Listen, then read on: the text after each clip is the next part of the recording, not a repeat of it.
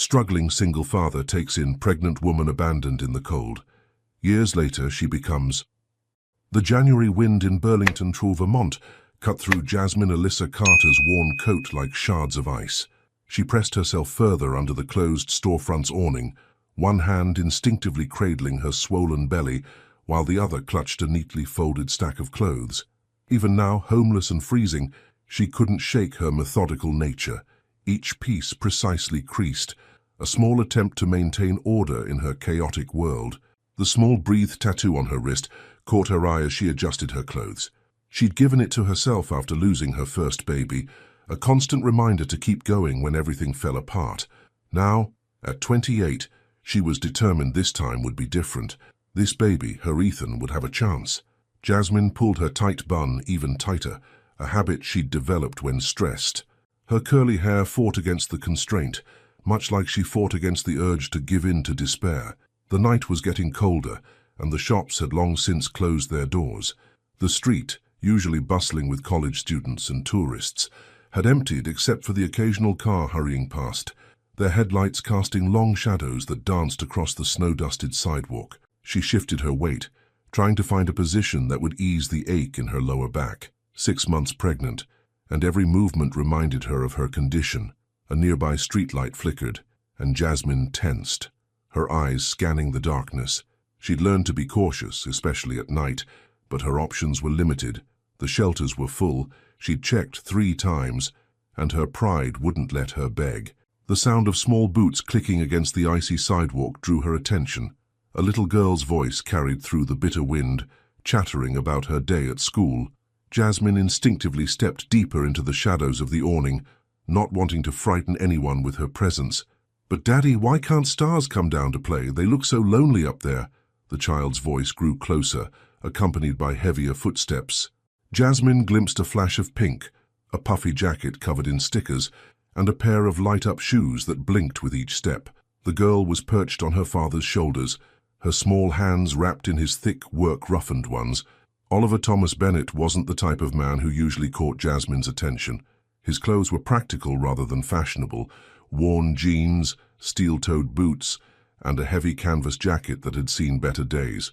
But there was something in the gentle way he held his daughter's legs, ensuring she wouldn't slip, that made Jasmine's heart twist with an unexpected ache. "Stars have important work to do, Riley June," he answered, his voice low and steady. "They're like nightlights for the whole world." The girl, Riley, giggled, the sound pure and bright against the winter silence. "I like my unicorn nightlight, exactly like that princess." They were almost past the storefront when Riley spotted Jasmine. The girl's laughter stopped abruptly, and Jasmine felt herself being studied by curious young eyes. She waited for the father to hurry past, to shield his daughter's eyes, to shoot her the looks of pity or judgment she'd grown accustomed to receiving. Instead, Oliver stopped. His blue-gray eyes met Jasmine's, and in that moment, something passed between them, a recognition of pain, of struggle, of the weight of responsibility. He didn't speak immediately, and neither did she. The wind howled around them, carrying snowflakes that caught in Riley's blonde hair. "Miss," Oliver's voice was hesitant but firm, "it's dropping below 0 tonight." Jasmine straightened her spine, one hand still protective over her belly. "I'm fine," she said, the words automatic, practiced. Riley squirmed on her father's shoulders. "Daddy, she's shaking like when I forgot my mittens at school." Oliver carefully lifted his daughter down, setting her on her feet beside him. He kept one hand on Riley's shoulder as he studied Jasmine more carefully. His eyes took in her pregnant form, the neat stack of clothes, the way she held herself with dignity despite her circumstances. "Now we have a spare room," he said finally, "and my mother makes enough soup to feed half of Burlington." Jasmine bit her lower lip, an anxious tell she'd never managed to break. "I don't need charity." "It's not charity." Oliver's voice remained steady. "It's just soup and a warm place to sleep." Riley tugged at her father's hand. "Can she tell stories?" "Daddy's stories always have the same ending." Despite herself, Jasmine felt a smile threaten the corners of her mouth. The girl's innocent question cut through the tension like a warm knife through butter. She looked at Oliver again, seeing past the initial impression of rustic strength to something deeper, a kindness in his eyes that reminded her of better days. "Just for tonight," Jasmine found herself saying, though she wasn't sure if she was telling them or herself. "Just until it warms up." Oliver nodded, no triumph or pity in his expression, just simple acceptance. Riley bounced on her toes, her shoes creating a light show on the snowy sidewalk. "I'm Riley June Bennett," she announced proudly. "And that's my daddy. And we live in the blue house with the big tree, and Grandma makes the best hot chocolate in the whole wide world." As they walked through the snow-hushed streets, Jasmine kept a careful distance behind Oliver and Riley. She watched as the father pointed out constellations to his daughter, making up stories about star pirates and moonbeam surfers. Her hand never left her belly, where Ethan moved restlessly, as if sensing the change in their circumstances.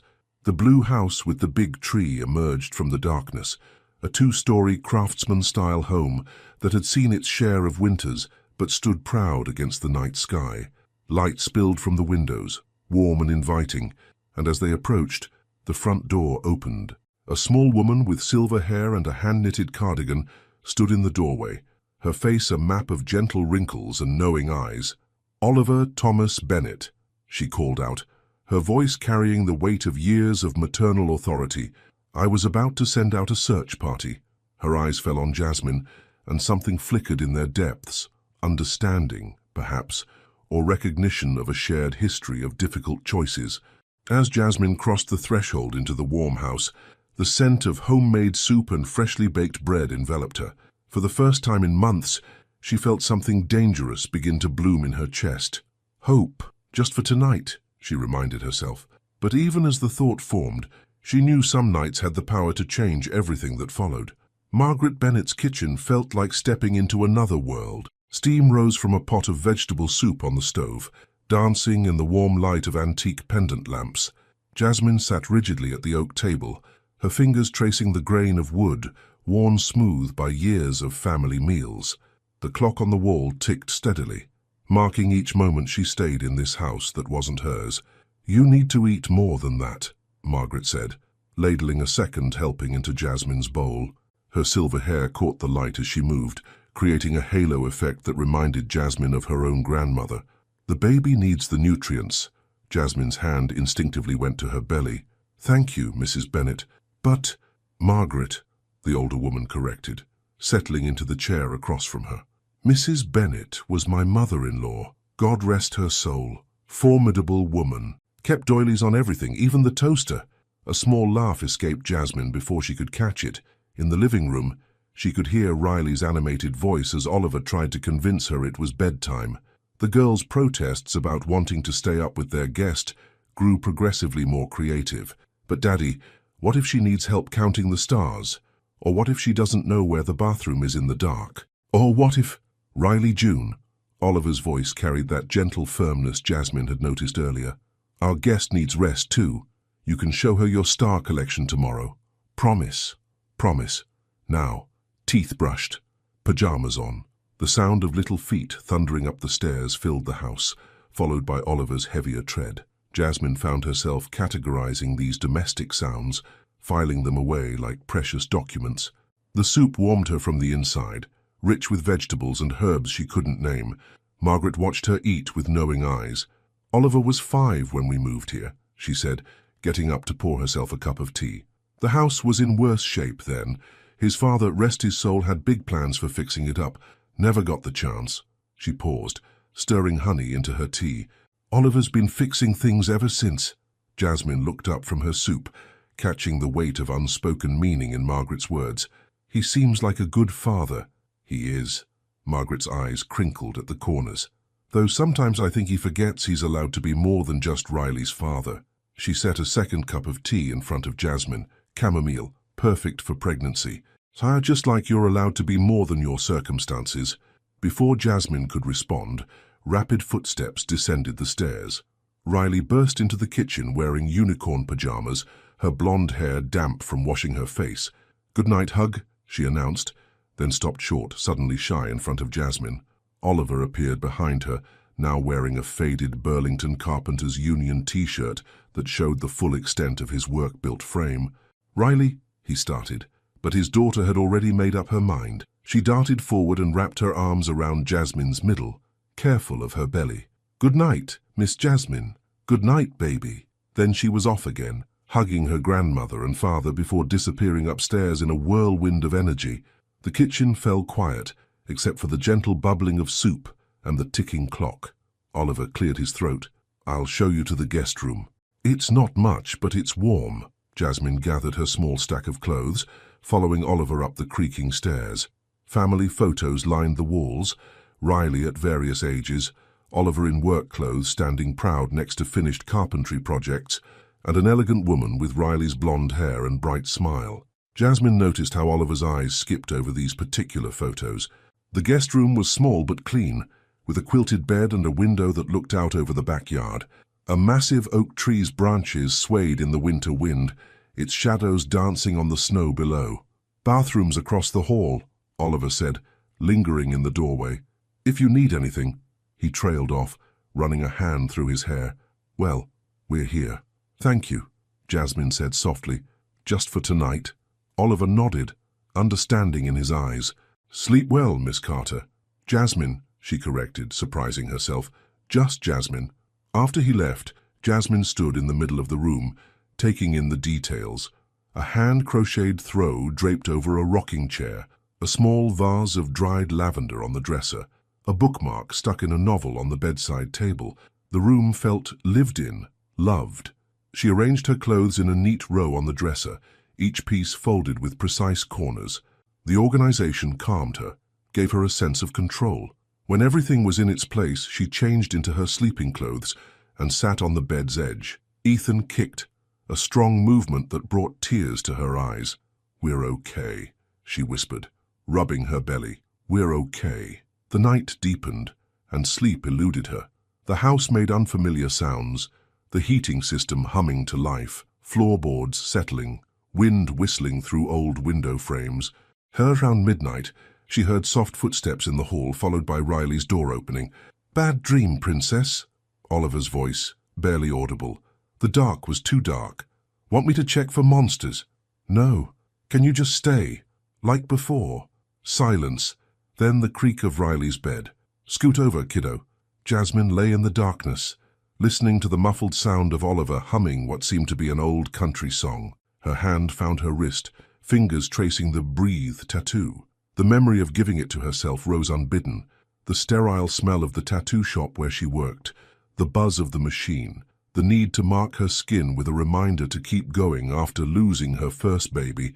She must have dozed off, because when she opened her eyes again, early morning light was filtering through the window.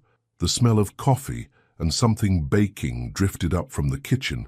For a moment, disoriented, she forgot where she was. Reality crashed back as she heard Riley's voice from the backyard.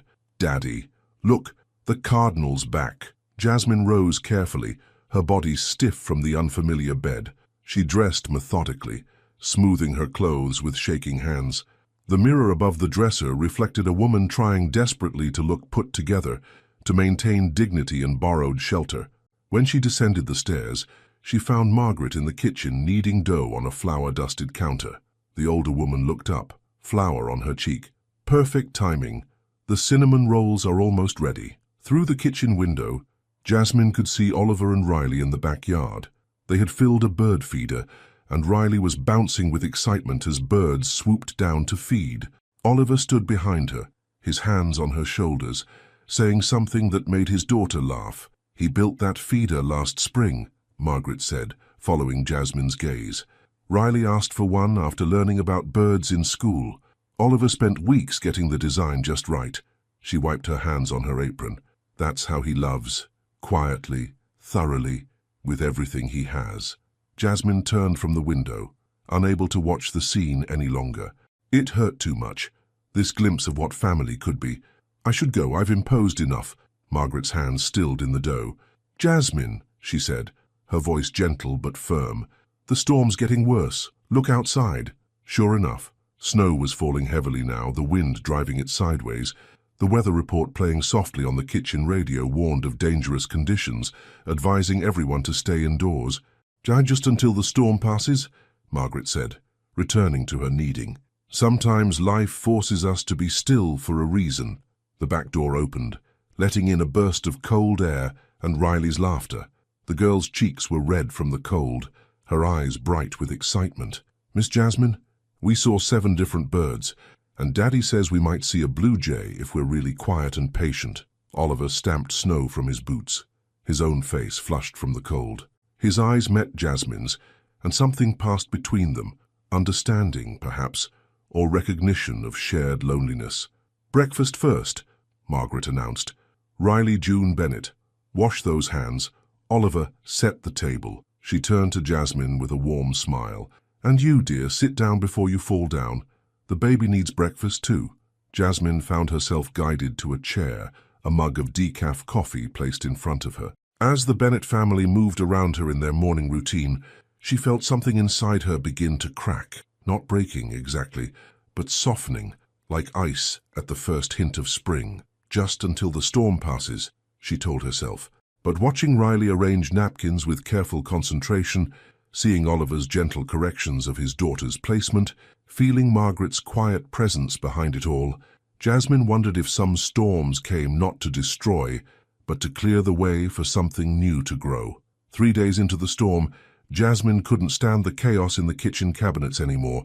She'd watched Margaret searching for ingredients that morning, opening and closing doors with increasing frustration, and something inside her snapped, not in anger, but in purpose.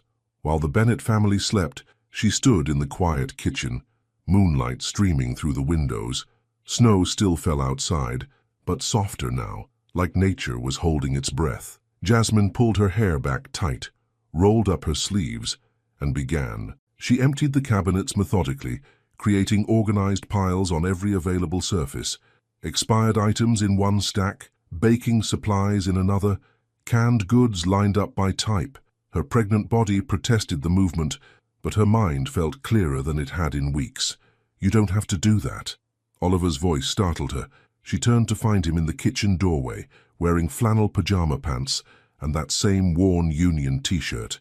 His hair was mussed from sleep, and something about its dishevelment made him seem more human, less the stoic figure she'd been carefully avoiding. "I know," Jasmine replied, turning back to her task, "but I want to. It helps me think." Instead of leaving, Oliver moved into the kitchen. He studied her system for a moment, then began gathering the expired items into a garbage bag. They worked in comfortable silence, the only sounds the soft clink of jars and the whisper of labels against wood. "You're good at this," he said finally, watching her create a perfectly aligned row of spice jars. "The organizing." Jasmine's hands stilled on a bottle of cinnamon. "I used to work in office administration. Before—" She gestured vaguely at her circumstances. "Before life took a turn." She nodded, grateful he didn't push for details. They continued working, and gradually, the kitchen transformed. Every cabinet had a purpose now. Baking supplies arranged by frequency of use, canned goods organized by type and expiration date, spices in alphabetical order. "Mom's going to love this," Oliver said, closing the last cabinet. "She's been talking about organizing these since Dad passed." The mention of his father hung in the air between them. Jasmine watched Oliver's face in the moonlight, seeing the shadows of loss there. "How long ago?" 5 years. He leaned against the counter, his arms crossed. "Heart attack. He was refinishing the front porch steps when it happened." "Is that why you became a carpenter?" "No, I was already apprenticing then, but it's why I finished those steps myself. Couldn't leave his last project undone." Jasmine understood that kind of dedication. Her hand drifted to her belly, to Ethan moving beneath her heart.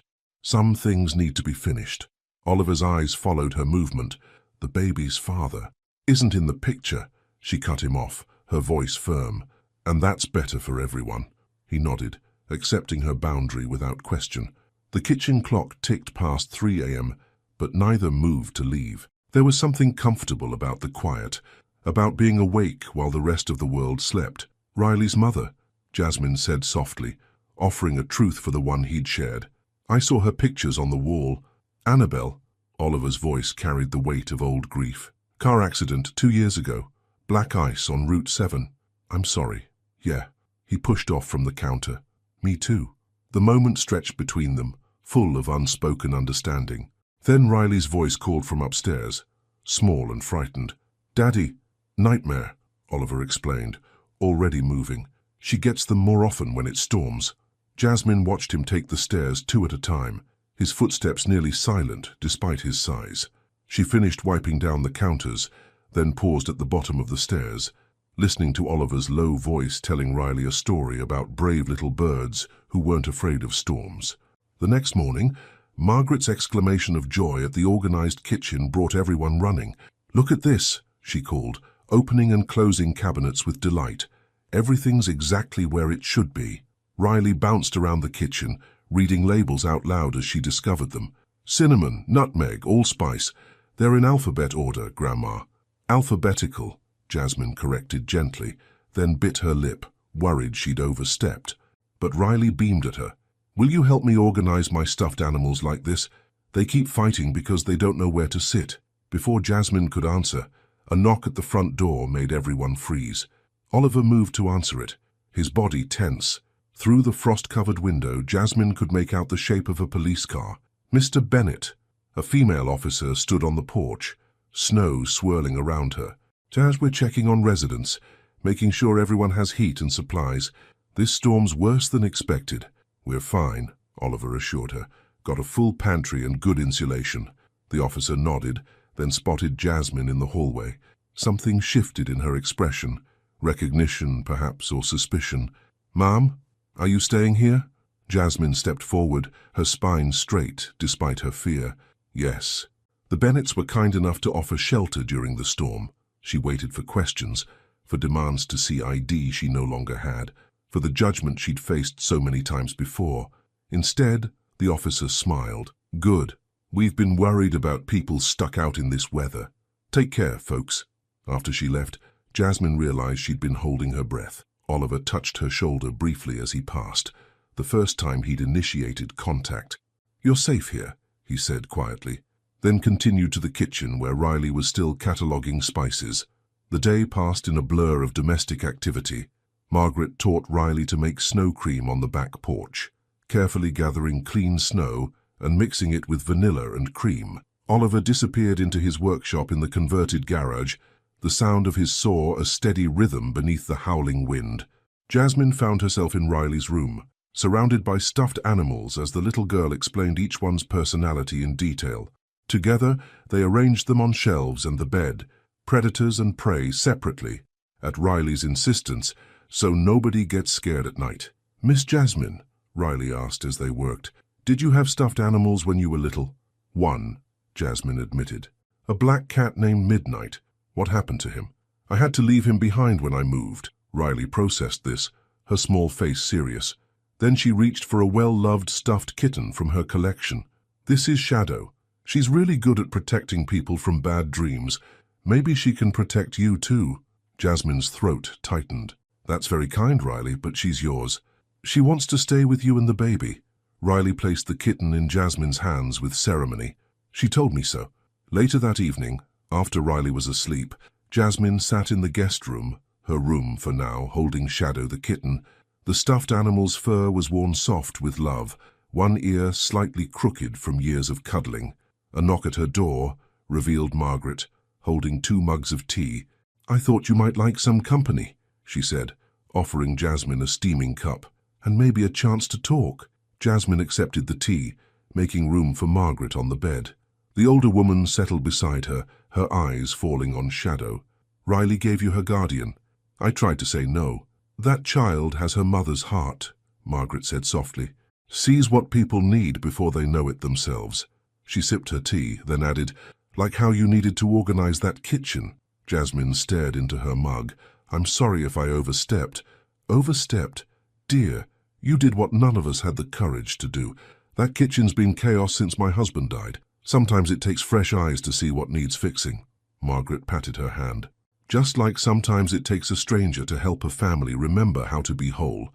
"I'm not staying," Jasmine reminded her, but the words lacked their earlier conviction. "No," Margaret stood, gathering her empty mug. "Well, wherever you end up, remember this. Strength isn't just about standing alone. Sometimes the strongest thing we can do is let ourselves belong somewhere." She left Jasmine with those words, and the sound of the storm outside. In the darkness, Jasmine held Shadow close, breathing in the scent of childhood and trust. Downstairs, she could hear Oliver in his workshop, still working despite the hour. The rhythm of his saw felt like a lullaby now, as familiar as her own heartbeat. Just until the storm passes, she whispered to her belly, to Shadow, to herself. But even as she said it, she knew storms had a way of changing landscapes forever, of carving new paths where none existed before.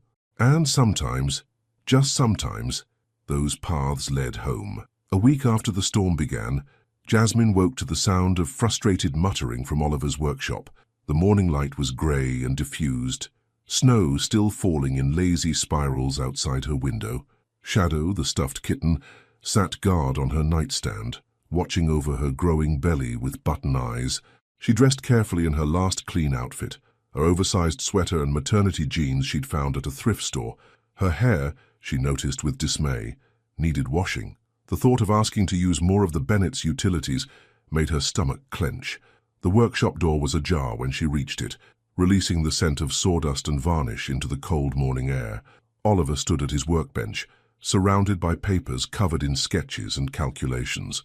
His shoulders were tense, one hand running through his hair in frustration. "Something wrong?" Jasmine asked, hovering in the doorway. Oliver started, then relaxed when he saw her. "Just trying to figure out these accounts.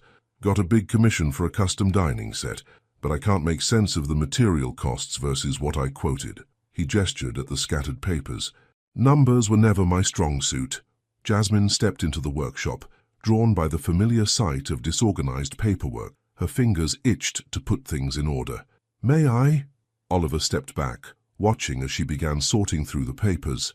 Her administrative experience kicked in, and soon she had created neat piles, invoices, material lists, client correspondence, and design sketches.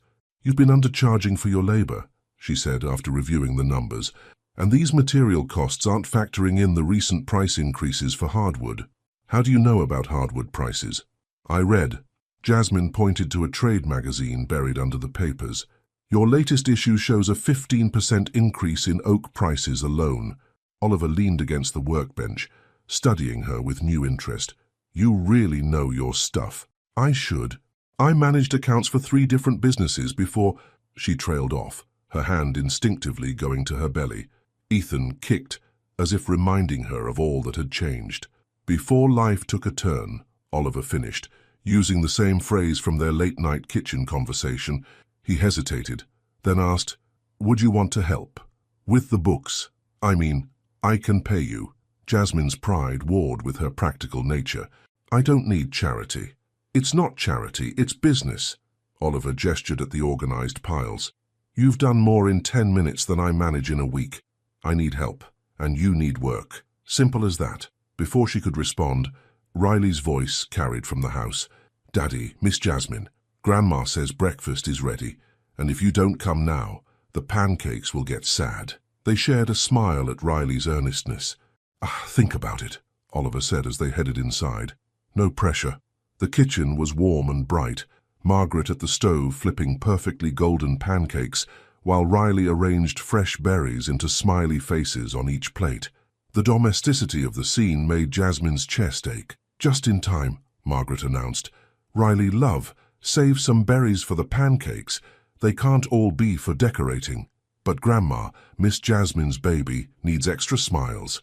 I read that babies can feel when their mummies are happy." Jasmine froze at the word mommy, her fork halfway to her mouth. Riley continued chattering, oblivious to the impact of her words, but Oliver noticed. He cleared his throat. "Riley, remember what we talked about giving Miss Jasmine space." "Sorry," Riley mumbled, her face falling. "I just thought, it's okay." Jasmine found herself saying, "The smiles are beautiful, Riley." "Thank you."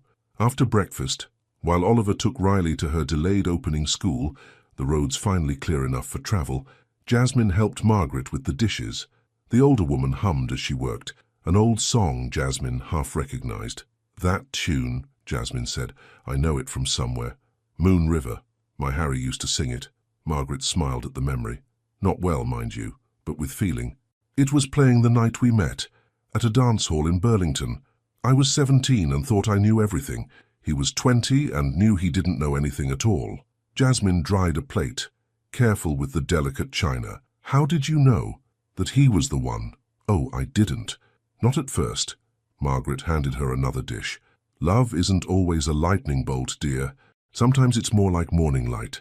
So gradual you don't notice until suddenly the whole world is bright. They worked in companionable silence for a while. Then Margaret said, I heard Oliver offer you the bookkeeping job. I haven't decided yet. Margaret wiped her hands on her apron. You know, when Harry died, Oliver tried to handle everything himself. The house, Riley, the business, me. Nearly ran himself into the ground trying to be everything for everyone. She touched Jasmine's arm gently. Sometimes help isn't just for us. Sometimes letting people help us is a way of helping them too. The words stayed with Jasmine as she retreated to her room, ostensibly to rest but really to think. She sat in the rocking chair by the window, watching the snow finally begin to ease. Her reflection in the glass showed a woman changed from the one who'd stood under that store awning. Still cautious, still proud, but something else too, something softer. A knock at her door revealed Oliver, home from dropping off Riley. Got a minute? She nodded, and he entered, carrying something large wrapped in a dropcloth. Made this last night. After our talk about organization, he unveiled a wooden filing cabinet, beautifully crafted from cherry wood with brass handles. For the workshop, he explained, if you decide to help with the books, and if you don't, well, I needed one anyway. Jasmine ran her fingers over the smooth wood, feeling the care in every joint and curve. It's beautiful. Beauty and function, Oliver said. My dad always said the best pieces have both. He shifted, uncomfortable with praise. Anyway, there's something else. I called a friend who works at Burlington National Bank. They're looking for a part-time accounts manager, 3 days a week, decent pay, benefits after 90 days. If you're interested, I can set up an interview. Jasmine's breath caught. A real job. A chance. Why are you doing all this? Oliver was quiet for a moment, choosing his words carefully. Because when Annabelle died, people helped me. Not with money or big gestures. Just possibilities. Chances to stand up again. He met her eyes. Sometimes that's all anyone needs. I'll need references, she said softly. And I don't have a permanent address. You have one for now. Oliver headed for the door, then paused. And Jasmine, you've got references. You've been reorganizing my entire business for the past week. After he left, Jasmine sat in the rocking chair for a long time, one hand on her belly, the other tracing the grain of the cherry wood filing cabinet. Outside, the snow had stopped completely, revealing a world transformed. The sun broke through the clouds, making the fresh snow sparkle like scattered diamonds. She thought about Margaret's words about morning light, about Oliver's quiet offers of possibility, about Riley's berry smiles and shadow watching over her sleep. She thought about the baby growing inside her, about the chances she wanted to give him, about the kind of mother she wanted to be. Standing, she walked to her neatly folded stack of clothes. Among them was a creased envelope containing her few remaining documents, her ID, her work history, her certifications. She'd protected these papers through everything, keeping them as proof that she was more than her circumstances. What do you think, Ethan? She whispered, rubbing her belly. Should we take a chance? The baby kicked in response, strong and sure. Jasmine smiled, remembering Margaret's words about letting yourself belong somewhere. Maybe, just maybe, it was time to let the morning light in. The Burlington National Bank lobby gleamed with polished marble and old money confidence.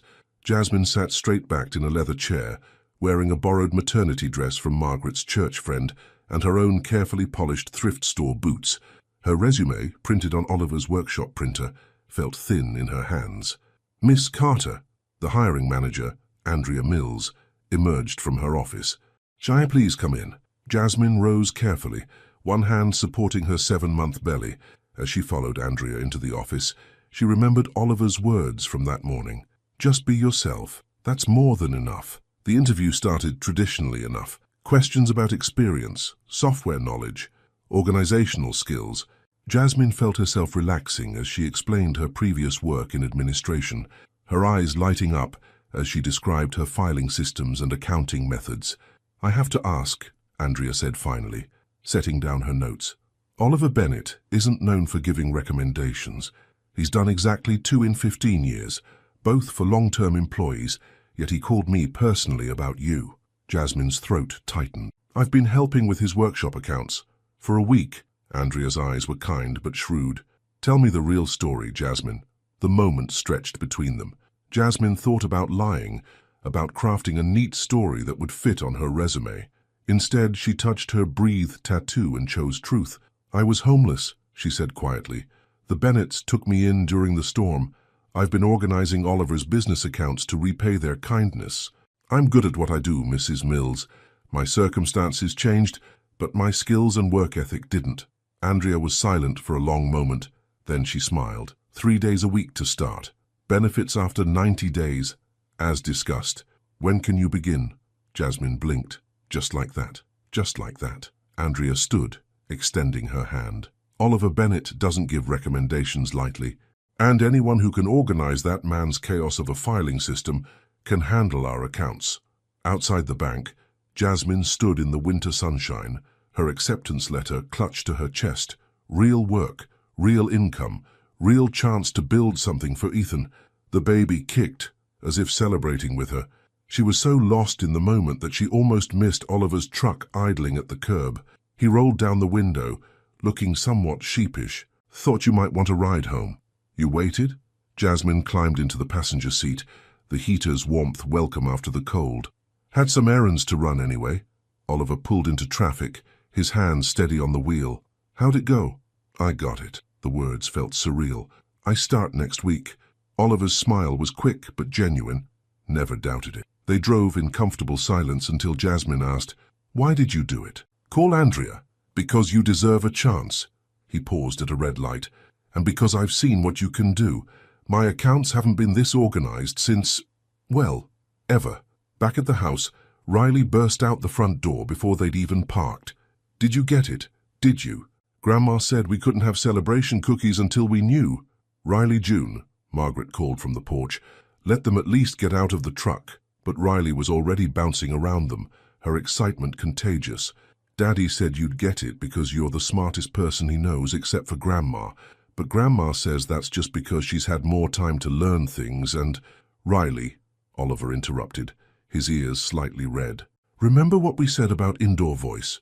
They celebrated with Margaret's chocolate chip cookies and milk, Riley insisting on making another berry smile face on Jasmine's plate, because good news needs extra smiles.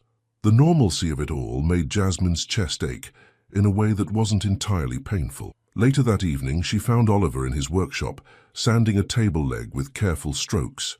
The filing cabinet he'd made her stood proudly in the corner, already half filled with organized papers. "I've been thinking," she said, watching him work, "about your offer to help with the books here too." Oliver set down his sandpaper. "And I'd like to, not for money," she added quickly, "but as rent, until I find my own place. You don't need to. I want to." Jasmine stepped further into the workshop, breathing in the familiar scent of wood and varnish. "I need to contribute, to have a purpose here." Oliver studied her for a long moment, sawdust catching in his hair like early snow. "All right," he said finally. "Partners?" "Partners." The word settled between them, comfortable and right. Through the workshop window, Jasmine could see Margaret and Riley in the kitchen, baking something that had Riley standing on her tiptoes to peer into the oven. "She asks about you," Oliver said quietly, following her gaze. "Go when you'll leave." "Riley?" "Yeah." He picked up his sandpaper again, focusing on the wood grain. "She's gotten attached. We all have." The admission hung in the air, heavy with unspoken meaning. Jasmine watched his hands move over the wood, sure and steady. The same way he handled everything, with care, with purpose, with quiet strength. "I'm not ready," she whispered, not sure if she meant for leaving or for staying or for the way her heart beat faster when he looked at her. "No one's rushing you." Oliver's voice was gentle. "You've got time." That night, Jasmine sat at her borrowed desk, making lists in her neat handwriting, budget plans, savings goals, apartment hunting strategies, everything organized, everything in its place, control in the midst of chaos. A soft knock interrupted her planning. Riley stood in the doorway in her unicorn pajamas, clutching a book. "Can you read to me? Daddy's voice isn't right for the princess parts. Shouldn't you be in bed? I was waiting for you." Riley's lower lip trembled slightly. "You weren't at dinner." Guilt tugged at Jasmine's heart. She'd been so caught up in planning her future, she'd missed the present moment. "Come here, sweet girl." Riley climbed onto her lap, careful of her belly, and opened the book. "They see, the princess in this one looks like you, strong and beautiful." Jasmine looked at the illustration, a dark-skinned princess standing tall despite her challenges. She thought about Andrea's kindness, Oliver's quiet support, Margaret's wisdom, and this child's pure acceptance. "So once upon a time," she began reading, her voice soft in the evening quiet, "there was a princess who thought she had to face everything alone." From the hallway came the sound of Oliver's footsteps, pausing briefly at the door. She didn't look up, but she felt his presence, steady as a heartbeat. Riley snuggled closer, one small hand resting on Jasmine's belly where Ethan kicked gently. Outside, snow began falling again. Not a storm this time, but soft flakes drifting like whispered promises. Jasmine read on, her voice growing stronger with each word, while somewhere deep inside, roots she hadn't planned for began to grow. 2 weeks into her new job at Burlington National Bank, Jasmine developed a morning ritual. She'd wake before sunrise, carefully apply the makeup Margaret had helped her select, and stand before the mirror practicing her professional smile. In the quiet darkness, she'd whisper affirmations to Ethan. "We're making it, baby. We're really making it." This morning, however, her routine was interrupted by the sound of Oliver's truck refusing to start in the freezing dawn. "Come on," she heard him mutter outside her window, followed by another unsuccessful attempt to turn over the engine. Riley had a morning dentist appointment, and Jasmine knew Oliver needed to get her there before heading to a client meeting. Without thinking too hard about it, Jasmine grabbed her coat and headed outside. The February air bit through her clothes as she approached the truck, where Oliver stood with the hood up, his breath forming clouds in the cold. "Try it again," she said, moving to study the engine. Oliver glanced at her, surprise flickering across his features. "You know about engines." "My grandfather was a mechanic." Jasmine leaned in, careful to keep her work clothes clean. "I spent summers in his shop. Try it one more time." The engine whined but wouldn't catch. Jasmine nodded, confirming her suspicion. "Starter's freezing up." "There's a trick to it." She reached in with practiced hands, her fingers finding the right spot despite the years since she'd last done this.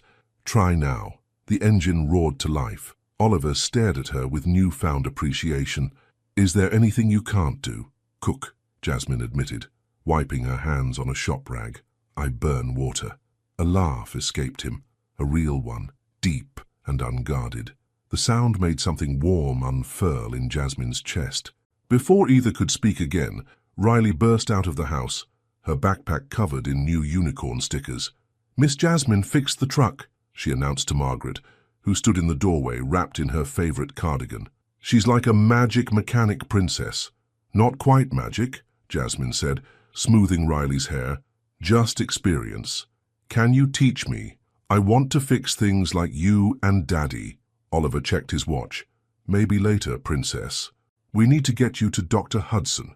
"I can take her," Jasmine found herself offering. "My first meeting isn't until 10. You need to get to your client." Oliver hesitated. "You sure?"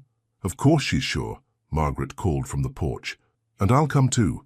These old bones could use a morning out." And so Jasmine found herself driving Oliver's newly started truck through Burlington's morning traffic, Riley chattering in the back seat about which sticker the dentist might give her, Margaret knitting calmly beside her. The domesticity of it all struck her suddenly. How natural it felt. How right. At the dentist's office, Riley gripped Jasmine's hand tight. "Will it hurt?" "Just a cleaning, sweet girl." Jasmine knelt carefully, her pregnant belly making the movement awkward. "Tell you what, you be brave for Dr. Hudson, and after work, I'll teach you about engines." "Deal." Riley's face lit up. "Deal." In the waiting room, Margaret set aside her knitting. "You're good with her. She makes it easy." Jasmine watched through the office window as Riley followed the dental hygienist, walking tall despite her obvious nervousness. "She's special." "She is." Margaret's needles clicked softly as she resumed her work. You know, Oliver was the same way at her age, scared of the dentist but too proud to admit it. Annabelle used to have to bribe him with promises of ice cream. The mention of Riley's mother didn't hurt like it used to. Tell me about her. Annabelle. Margaret smiled, her eyes distant with memory. She was sunshine in human form, always laughing, always moving. She taught kindergarten, you know. That's how they met. Oliver was building new cubbies for her classroom. She came in to check the progress and found him reading The Very Hungry Caterpillar to himself to make sure the bookshelf was the right height for story time. Jasmine could picture it, Oliver's large frame hunched over a tiny chair, completely unself-conscious in his dedication to doing the job right. He loved her very much. Yes, Margaret set her knitting down again, looking directly at Jasmine. And she'd be happy, you know, seeing how he is with you. Before Jasmine could respond, Riley emerged proudly displaying her cavity-free sticker and a smile that sparkled from professional cleaning. The moment passed, but Margaret's words lingered. Later that day, during her lunch break at the bank, Jasmine reviewed her carefully planned budget. Her first paycheck had gone entirely to opening a savings account for Ethan. The second would help build an emergency fund. By summer, if she stayed on track, she could start looking for her own place. The thought should have brought relief. Instead, it brought a complicated ache she wasn't ready to examine. Her phone buzzed with a text from Oliver. Riley can't stop talking about her engine lesson. Fair warning, she's already picked out her future coveralls. Pink with unicorns. Jasmine smiled, typing back, "Of course they'll have unicorns." That evening, true to her promise, Jasmine sat with Riley in the workshop, using Oliver's tools to demonstrate basic engine parts on an old model he'd found for them. Oliver leaned against the doorframe, watching as his daughter absorbed every word with fierce concentration. "And this," Jasmine explained, pointing to a particular component, "is the starter. It's what we fixed this morning. The one that was too cold." Riley wrinkled her nose. "Like when I don't want to get out of bed." "Exactly like that." Jasmine caught Oliver's smile over Riley's head. Sometimes things just need a little help to get going. After Riley's bedtime, Jasmine found herself back in the workshop, organizing receipts into her filing system. Oliver worked quietly beside her, the sound of his sanding as familiar now as her own heartbeat. "Thank you," he said suddenly. "For today, all of it." Jasmine looked up from her papers. "I wanted to help." "You do." Oliver set down his tools, turning to face her fully. "You help every day. With Riley, with the business, with everything." The workshop felt smaller suddenly, the air heavy with things unsaid. Jasmine's heart pounded against her ribs as Oliver took a step closer. "So I should go check those quarterly reports," she said quickly, gathering her papers. "Early meeting tomorrow." Oliver stepped back immediately, respecting her retreat. "Of course. Good night, Jasmine."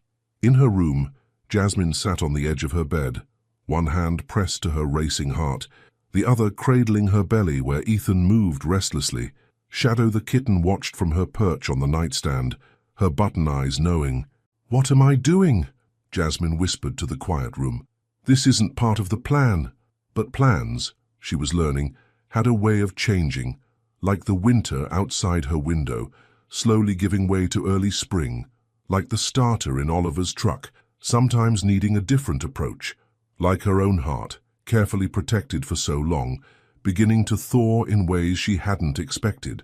She pulled out her planning notebook, turning to her carefully outlined future. The pages blurred as she remembered Riley's proud smile at the dentist, Margaret's knowing eyes, Oliver's quiet, "You help every day." For the first time since she'd started making lists, Jasmine closed the notebook without adding to it. Sometimes she was learning. The most important things couldn't be planned. The letter arrived on a Tuesday morning, unremarkable in its plain white envelope but carrying the weight of an avalanche. Jasmine recognized the law firm's name immediately. She'd worked there briefly before everything fell apart. Her hands trembled as she opened it at the kitchen table, Margaret's fresh coffee growing cold beside her. "Child?" Margaret's voice seemed to come from far away. "You've gone pale." Jasmine forced herself to breathe, one hand instinctively protective over her 8-month belly. The letter was brief but devastating. Ethan's father had learned of her whereabouts and was asserting his parental rights. He wanted a DNA test. He wanted custody arrangements. He wanted back into a life he'd abandoned. "He can't," Jasmine whispered, more to herself than to Margaret. "He has no right." Margaret gently took the letter, reading it with growing concern.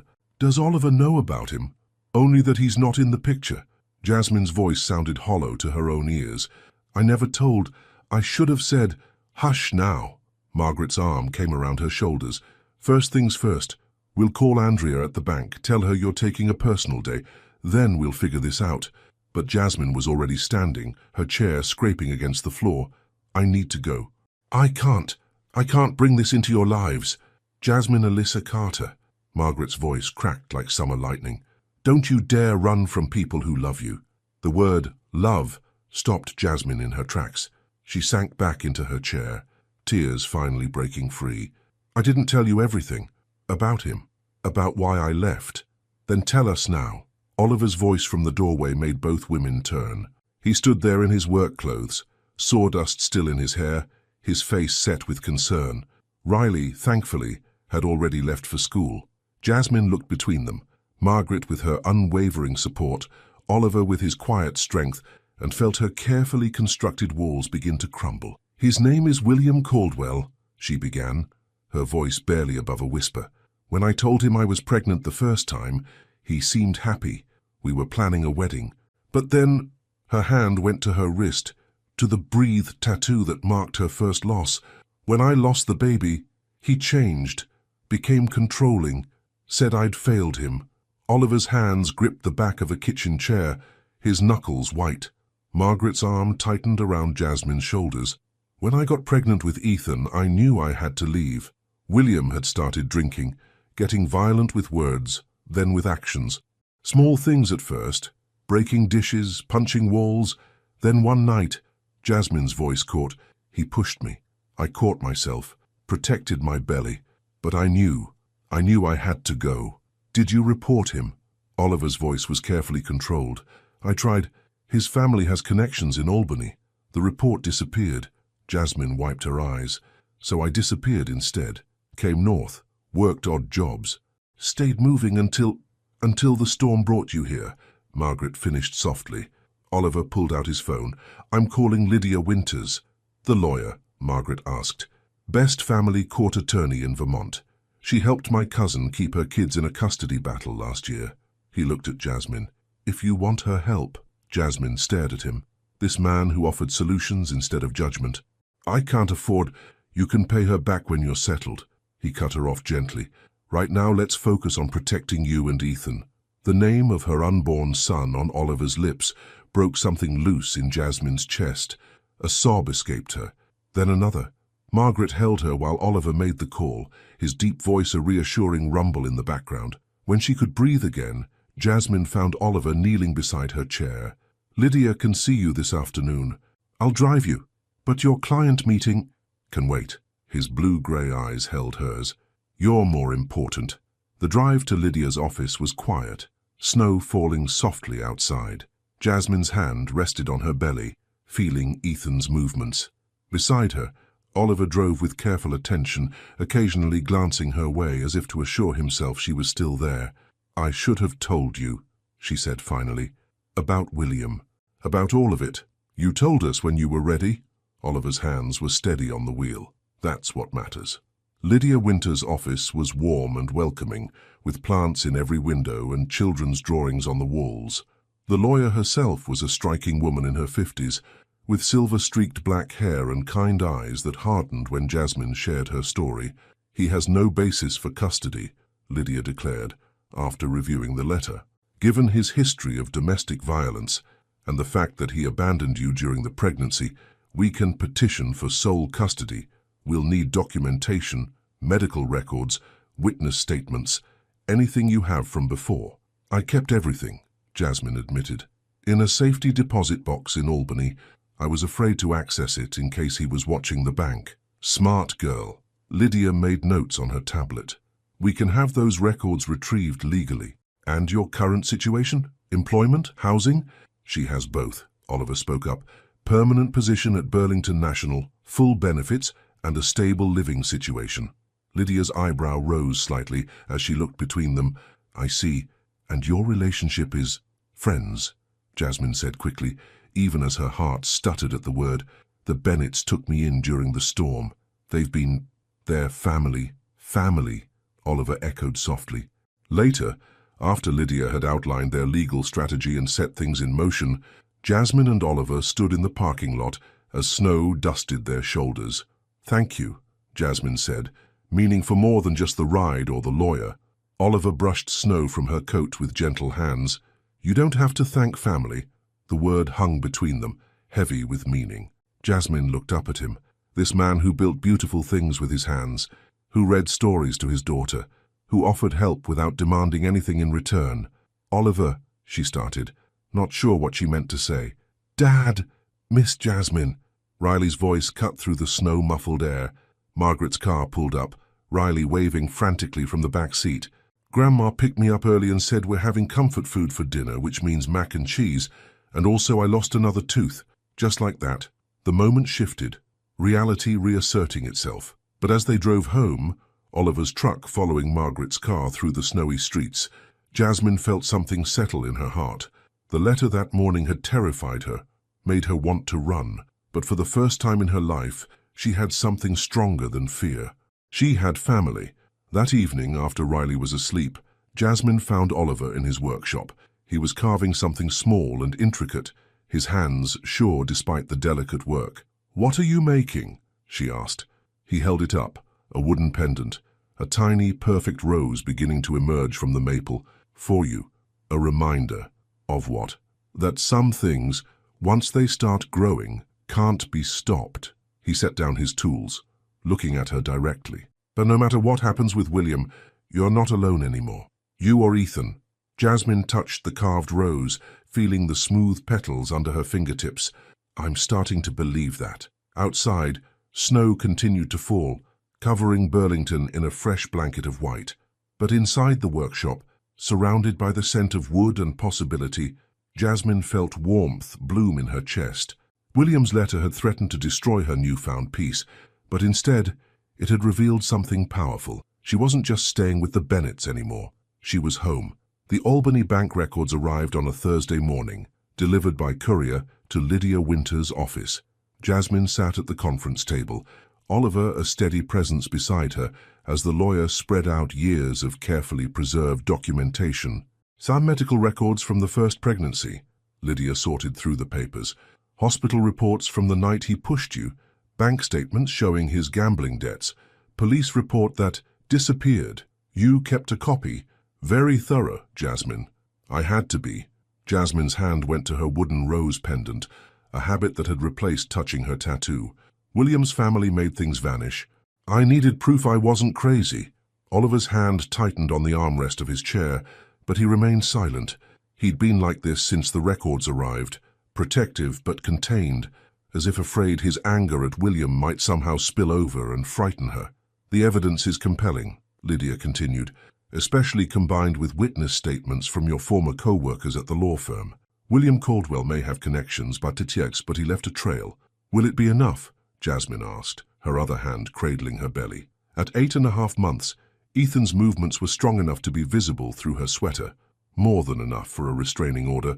As for custody, Lydia was interrupted by her phone buzzing. She checked the message, her expression darkening. He's here, in Burlington. The room seemed to tilt. Oliver was immediately on his feet, but Jasmine grabbed his arm. Don't, he's not getting anywhere near you.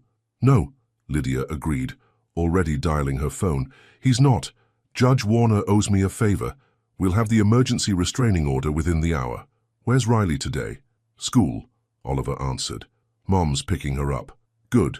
Call her. Tell her to take Riley straight home and lock the doors. I'm having the order delivered to William's hotel with a police escort. Lydia's voice was crisp, professional. Jasmine, you'll stay here until it's served. Oliver, your choice. I'm staying. He sat back down, closer this time. The next hour passed in a blur of legal activity. Lydia's staff moved with practiced efficiency.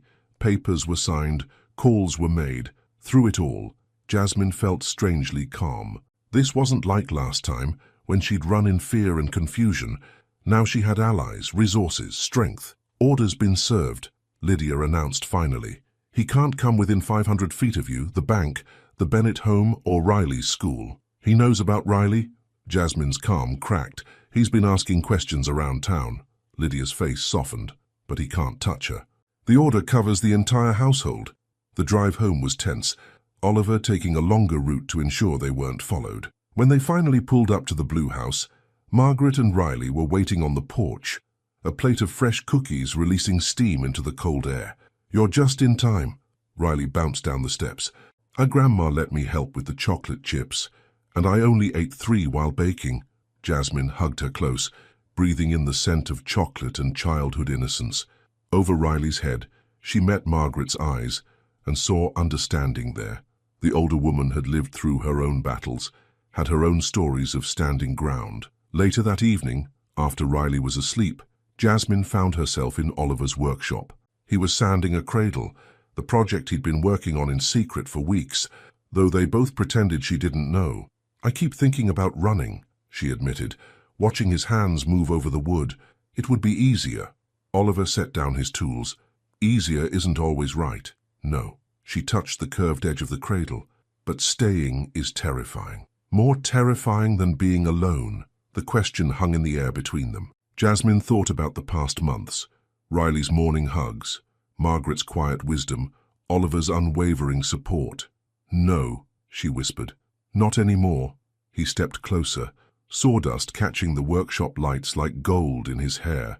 "I want to ask you something, and I need you to know you can say no." Jasmine's heart stuttered. "Oliver, move in permanently." The words rushed out like he'd been holding them back. "Not as a guest, not temporarily. Make this your home, yours and Ethan's. We can convert the den into a proper bedroom, give you your own space. Riley would be over the moon. Mom already thinks of you as a daughter. And I—" He stopped, running a hand through his hair. "I sleep better knowing you're here. Safe." Tears spilled down Jasmine's cheeks. "You don't owe me this." "This isn't about owing." Oliver's voice was rough with emotion. "This is about family, about choice, about—" He broke off as his phone buzzed. The text was from Lydia. "William violated the order, tried to approach the house. Police picked him up. He's in custody." Jasmine felt the world spin, but Oliver's arms were there, steady and strong. She leaned into him without thinking, her face pressed against his chest where she could hear his heart racing. "He can't hurt you," Oliver murmured into her hair. "Not anymore. I know." And she did know with a certainty that surprised her. William had seemed so powerful once, his anger and control consuming her world. But here, in this workshop that smelled of sawdust and possibility, with this man who built beautiful things and loved with his whole heart, William seemed smaller, less real. A knock at the workshop door revealed Margaret, her silver hair gleaming in the evening light. "Riley's asking for you, Jasmine. Says she can't sleep without a story from her bonus mom." The term, one Riley had started using after overhearing it at school, usually made Jasmine's heart ache with complicated emotions. Tonight, it felt like permission. "About your offer," she said to Oliver. "The den conversion. Yes? Could we paint it yellow? For the morning light?" Oliver's smile was like sunrise. "Found any color you want." That night, after reading Riley 3 stories and checking the locks twice, Jasmine stood at her bedroom window. Snow was falling again, but unlike that first night under the store awning, she wasn't alone in the cold. Ethan kicked strongly, making her smile. "I know, baby," she whispered. "We're finally where we're supposed to be." In her mind, she began rearranging her careful plans. The apartment search could wait. The savings could go toward making the den into a proper nursery. And maybe, just maybe, the wall she'd built around her heart could come down brick by brick. Outside her door, she heard Oliver's familiar tread in the hallway, his nightly check of the house before bed. The sound, once strange, now felt like a lullaby, like home, like love, growing quiet and strong as a wooden rose blooming in careful hands. March arrived like a lion, bringing with it howling winds and Jasmine's final weeks of pregnancy. The den's transformation into a nursery was nearly complete, its walls now a soft yellow that seemed to hold sunlight even on cloudy days. Oliver had installed the window seat himself, crafting it with the same care he'd given the cradle that waited, ready, in the corner. "Just a few more weeks, Doctor," Martinez said during Jasmine's latest checkup, Margaret holding her hand while they watched the ultrasound screen. "Ethan's in perfect position." Perfect position. Jasmine thought about those words later that evening as she folded tiny onesies in the nursery. Everything was in position now. Her job secure, William's attempts at contact thwarted by Lydia's legal maneuvering, her place in the Bennett household no longer temporary, but permanent. So why did she feel like she was holding her breath? "Miss Jasmine." Riley's voice pulled her from her thoughts. The girl stood in the doorway, clutching a piece of paper. "Can I show you something? It's for art class." "Of course, sweet girl." Jasmine patted the window seat beside her. Riley climbed up, careful as always of Jasmine's belly. The paper she held showed a crayon drawing of 5 figures in front of a blue house. "It's our family," she explained. "See? There's Daddy and me and Grandma and you and baby Ethan." She pointed to the smallest figure, colored in bright yellow. "I made him yellow like his room." Jasmine stared at the picture, her throat tight. "Your teacher didn't mind having me in the family drawing. She said families come in lots of different ways." Riley leaned against Jasmine's side. "Like how Katie has 2 mommies, and Miguel lives with his grandparents, and I have a bonus mom who fixes trucks and tells the best stories." Before Jasmine could respond, a sharp pain gripped her abdomen. She gasped, grabbing the window seat's edge. Riley sat up straight. "Is Ethan coming? Should I get Daddy? Daddy!" "Riley, wait!" But the girl was already running, her voice carrying through the house. Oliver appeared moments later, slightly out of breath. "What's wrong?" "Probably nothing." Jasmine tried to sound calm. "Just a contraction. I'm not due for 2 more weeks." Another pain hit, stronger this time. Oliver was beside her instantly, his hand steady on her back. "That was fast."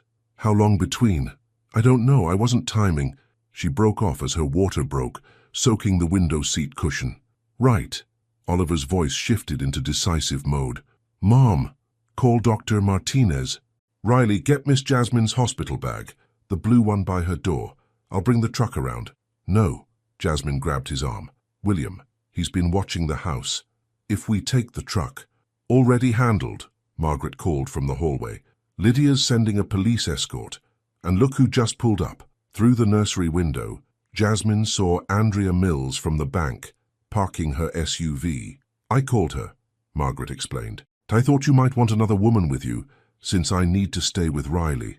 Everything moved quickly after that. Andrea's SUV, flanked by police cars, wound through Burlington's streets, while Oliver held Jasmine's hand through each contraction.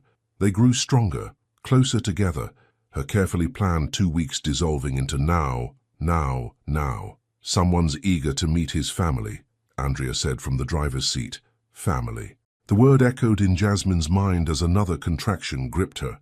She squeezed Oliver's hand, remembering Riley's crayon drawing. Yellow for hope, blue for home. The hospital lights were too bright, the nurses' voices too loud. Dr. Martinez met them in the delivery room, her calm presence an anchor in the storm of activity. "Let's meet this baby." Hours blurred together. Jasmine lost track of time, aware only of the rhythm of contractions and Oliver's steady presence. He never left her side, not when she crushed his hand, not when she cried that she couldn't do it, not when she whispered her deepest fear. "What if I'm not ready?" "You are," he murmured, wiping her forehead with a cool cloth. "You're the strongest person I know." "Almost there," Dr. Martinez encouraged.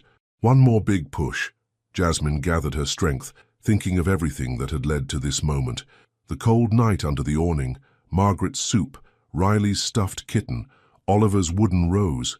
She pushed, feeling something shift and change forever. Ethan's first cry filled the room at 3:47 a.m. on a stormy March morning. They placed him on her chest, perfect and red-faced and absolutely beautiful. "Say hello, baby," she whispered, counting his fingers, his toes, memorizing every detail of his face. "You're finally here." Oliver touched Ethan's dark curls with trembling fingers. "He's incredible." His voice cracked. "You're incredible." A commotion in the hallway broke the moment. Raised voices, the sound of running feet. Oliver straightened, moving to the door, but it burst open before he reached it. William stood there, wild-eyed and desperate. "Oh, that's my son." Behind him, security guards approached cautiously. Jasmine pulled Ethan closer, her body curling protectively around him. But before William could take another step, Oliver was there, a wall between them and danger. "Your son?" Oliver's voice was quiet, but carried the weight of mountains. "Where were you during the doctor's appointments, the midnight cravings, the birthing classes? Where were you when she needed prenatal vitamins, or when her feet were swollen, or when she cried remembering what you did to her?" William faltered. "I have rights. You had responsibilities first." Oliver didn't move, didn't raise his voice, and you walked away from them. That was your choice. Now make another one. Walk away again, but this time, stay gone. Security reached them then, along with Lydia, who must have been called when William was spotted. "Mr. Caldwell," she said crisply, "let's discuss the additional charges you've just earned yourself." They led William away, his protests fading down the hall. Oliver turned back to Jasmine and Ethan, his face softening. "You okay?" Jasmine looked at him, really looked at him. This man who built things, who loved quietly but completely, who had become her shelter in every storm. "We're perfect," she said softly. "We're home." Understanding bloomed in Oliver's eyes. He crossed the room in 2 strides, perching carefully on the edge of her bed. Together, they watched Ethan yawn, his tiny fist wrapping around Oliver's finger. Outside, the March storm raged on. But inside this room, surrounded by the love she'd never thought she'd find, Jasmine felt nothing but peace. She touched her wooden rose pendant, thinking of Riley's crayon drawing waiting at home. Yellow for hope, blue for home. And now, finally, all the colors of love. 1 year later, on a crisp January evening, Jasmine stood under the awning of the closed storefront where her journey had begun. The winter wind still cut through Burlington's streets, but this time she wore a warm coat that fit properly, and her hands were wrapped in soft mittens that Margaret had knitted for Christmas. "This is it?" Riley asked, her hand warm in Jasmine's. That's 6 how she was taller now, though she still wore light-up shoes and covered everything she owned in stickers. "This is it," Jasmine confirmed. "Right here is where your daddy first saw me." Ethan squirmed in Oliver's arms, reaching for his mother. At 10 months old, he was a perfect blend of Jasmine's features and his own unique spirit, curious, determined, and completely beloved by his family. "Hard to believe it's been a year," Oliver said softly, passing Ethan to Jasmine. His wedding ring caught the streetlight, matching the one on Jasmine's finger. They'd married in the fall, a small ceremony in the backyard where Riley had been both flower girl and self-proclaimed official sister announcer. "Sometimes it feels like yesterday," Jasmine replied, bouncing Ethan gently. "Sometimes it feels like another lifetime." They'd come here for a reason, a tradition Margaret had suggested they start. Once a year, on the anniversary of that stormy night, they would remember where their family's story began, not to dwell on the past, but to appreciate how far they'd come. "Can we go to the diner now?" Riley asked, practical as always.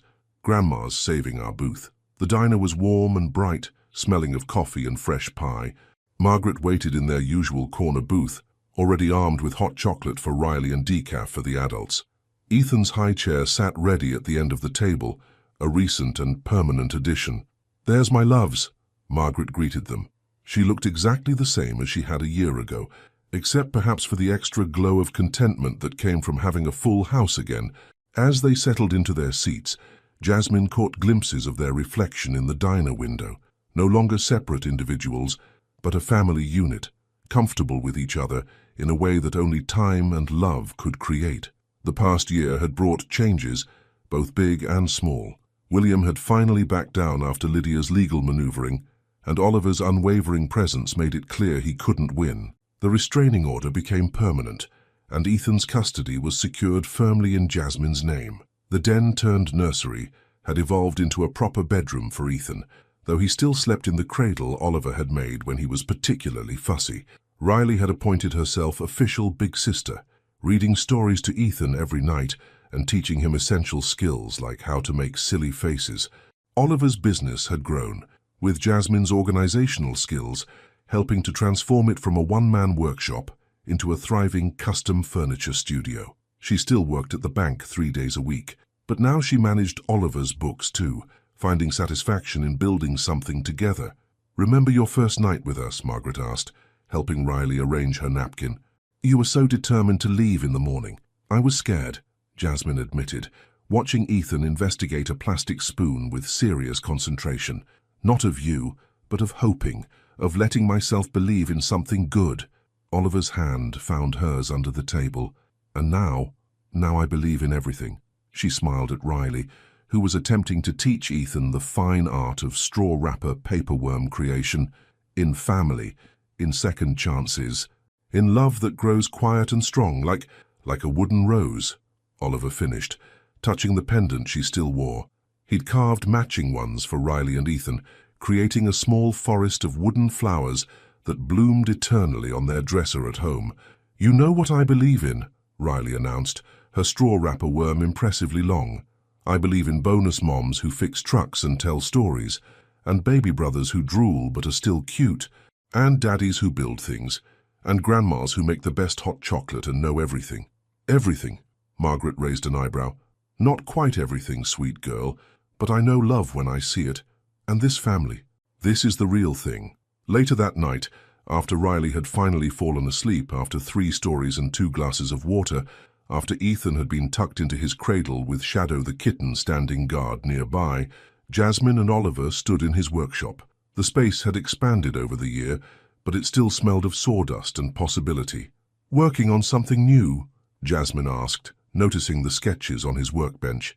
"A rocking chair," Oliver replied, showing her the design. "For the front porch, big enough for 2, maybe 3, if a certain little boy wants to hear stories." Jasmine traced the curved lines of the sketch. "It's beautiful." "You're beautiful!" Oliver pulled her close, his arms strong and sure around her. "Every morning I wake up grateful for that storm that brought you to us." "Just the storm?" she teased, remembering their wedding vows where he'd thanked not just the storm, but also his truck's stubborn starter, Riley's endless questions, and Margaret's soup. "Everything," he murmured against her hair. "Every moment, every choice, every step that led us here." Through the workshop window, they could see fresh snow beginning to fall. But unlike that night a year ago, Jasmine felt only peace watching it. Snow meant cozy evenings now, family movies and Margaret's hot chocolate, Riley's excitement and Ethan's wonder at the white world outside. "We should head in," Oliver said softly. "Early morning tomorrow." Jasmine lingered in his embrace. "Riley has show and tell. She's taking the wooden rose collection to teach her class about different kinds of family trees." Oliver laughed, the sound rich and warm in the quiet workshop. "Trust our girl to turn flowers into trees." Our girl. The words settled in Jasmine's heart, like seeds taking root. Upstairs, Ethan made a small sound in his sleep, and Riley mumbled something about unicorn mechanics. Margaret's light was still on, probably knitting by the window as she did most nights.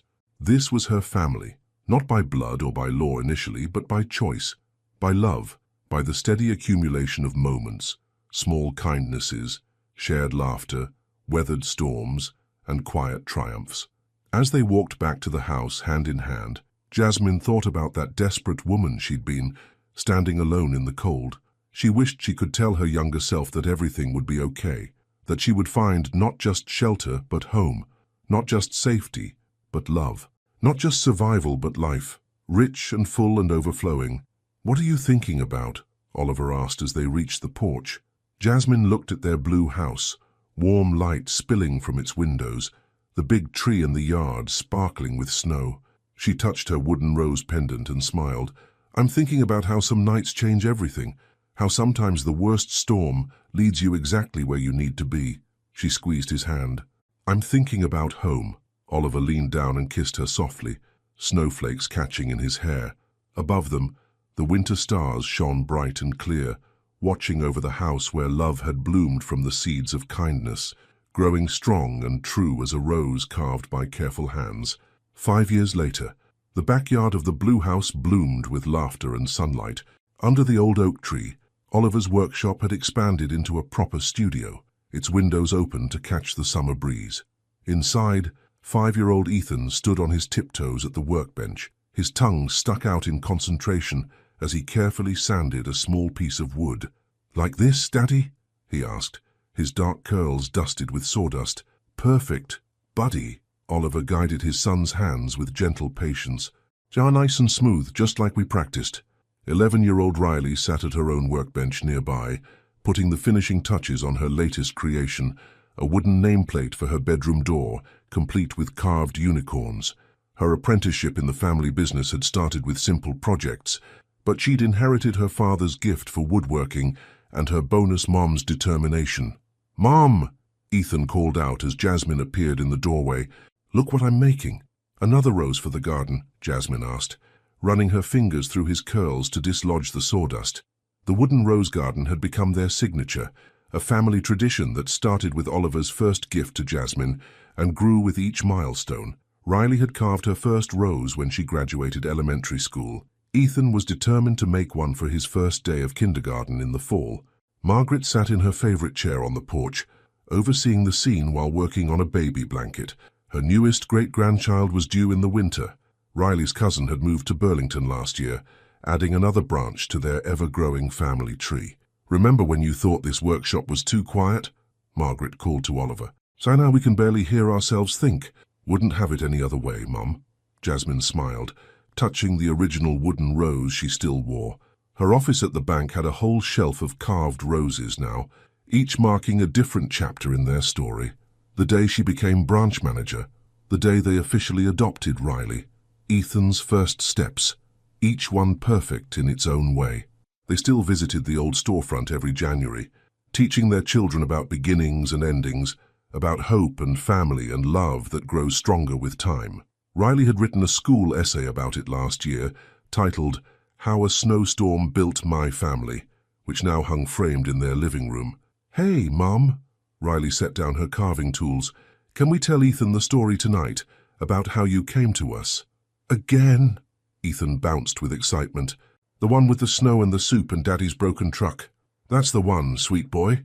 Jasmine gathered both children close, breathing in the scent of sawdust and childhood. Although the truck wasn't really broken, it just needed someone to help it remember how to start. "Like how you helped us remember how to be a whole family," Riley said softly, wise beyond her years. Oliver joined them, wrapping his arms around all three. Outside, Margaret hummed Moon River as she knitted, the same song that had played at Jasmine and Oliver's wedding. The wooden rose garden grew larger each year, a testament to love that bloomed despite winter storms, that took root in fertile soil, that flourished with care and patience and time. Each rose unique, each one perfect, each one telling part of a story that began on a cold January night when a woman sought shelter and found home instead. And in the heart of Burlington, Vermont, the blue house with the big tree stood strong and sure, its windows warm with light, its rooms full of laughter, its foundation built on the strongest material of all, love that grows quiet and true, like roses carved by careful hands. The end. Based on this emotional story about love, overcoming and family, I have an impactful question for you. At one point in the story, Jasmine almost gave up everything and thought about running away when William showed up with the letter demanding custody of Ethan. However, Margaret stopped her by saying, "Don't you dare run away from the people who love you." If you were in Jasmine's shoes, with a painful past and finally finding a new family, what would your decision be at that crucial moment? Follow your protective instinct and run away to protect your baby, or rely on the love and support of the Bennett family to face your fears? Your participation in the channel is very important. Please leave your opinion in the comments. Thank you so much for watching until the end. If you enjoyed this story, don't forget to subscribe to the channel, leave a like, and comment your thoughts. Your participation is very important to us. See you next time.